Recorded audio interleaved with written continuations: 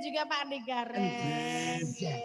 Menika fan panjenengan kathah ingkang nyuwun pamundutan utamaning kalau wau ingkang nembe kula waos nggih menika saking Sekar Arsa Jagat waroknya Temanggung niki. Warok nggih ninggal katresnan nggih.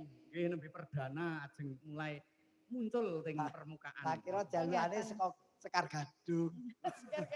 Minto Darsono. Termasuk CEO ne nggih nika. CEO nggih Pak. CEO yang menyamar. CEO yang menyamar tadi apa? Ah, jagoan Neon TV sing dados streaming nika. Oh, alah sih.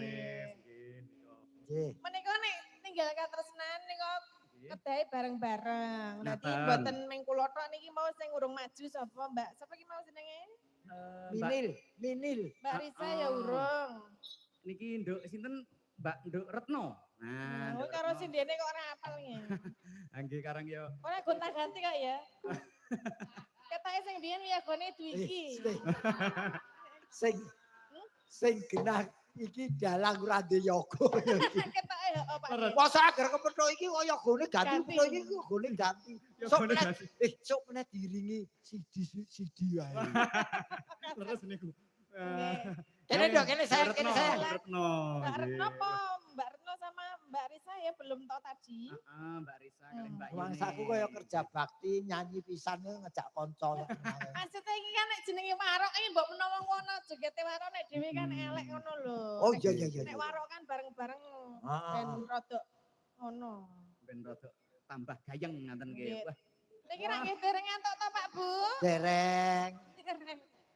Aku sing entuk ketutupan salon iki lho. Dadi malah penak guler-guler. Oh nggih niki disengkuyung kalih kadang Agung Sound System Audio. Oh nggih menika Temanggung ugi menika. Nggih, matur nuwun Mas. Seneng gani nggih. Sing tak apali mike anggar bentuke ngene iki mesti ndek Agung iki ya. Ukurane pripun? Pas napa pripun? Ukurane rada cilik. Tur cendhek ngono. Oh nggih. Aku rada dawa. Endi? Ora ya. Soale nganggo kabel. Oh, endi kabel ra ono. Lah ya nggonku kok Gundul. Ninggal katresnan nggih. Ninggal katresnan nggih, sumangga dipun aturaken dumateng sedaya warga masyarakat Sendang Rejo. Niki panyuwunan Sekar Arsa Jagat ugi. Ninggal katresnan. aduh. Ayo.